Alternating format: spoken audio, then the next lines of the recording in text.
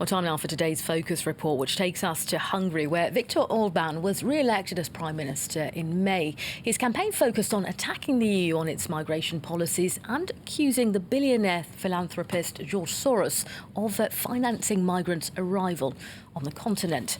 Well, Soros NGO, the Open Society Foundation, has announced it's leaving Hungary. Luke Brown reports.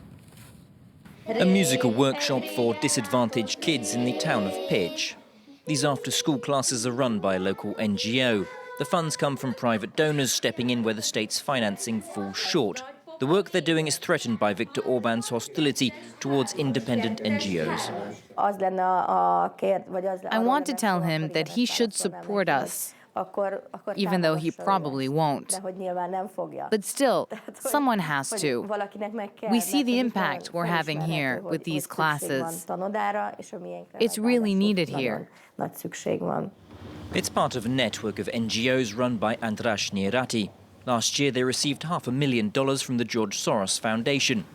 In response, the government-allied town council advised citizens to avoid contact with them, and they lost their office space. Pressure like that increasingly common against Hungary's civil society. The state want to control the funds for the NGOs, because then with the funds, they will control civic society. They want to destroy the last seeds of independence in this field. George Soros is an 87-year-old Hungarian-born billionaire philanthropist. His Open Society foundations donate over $4 million each year to Hungarian NGOs. Its European HQ has been based in Budapest since the 80s. It was set up to promote the transition from communism to democracy.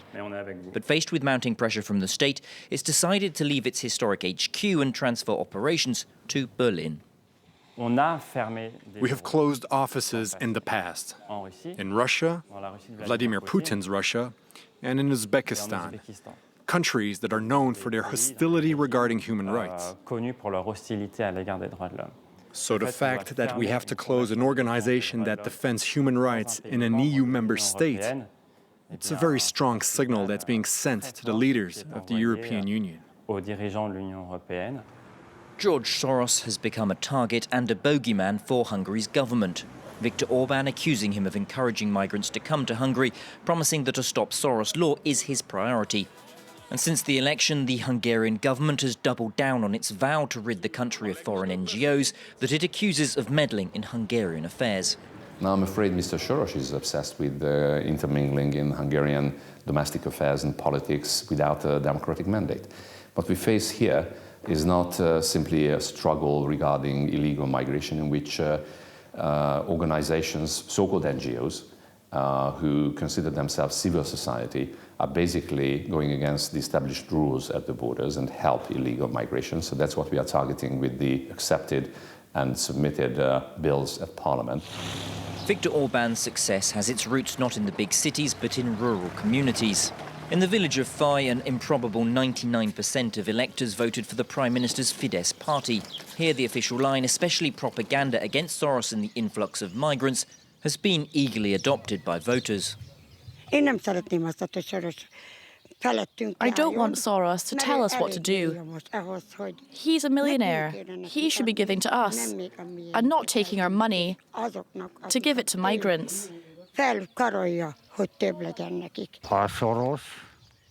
Soros hates us Roma gypsies.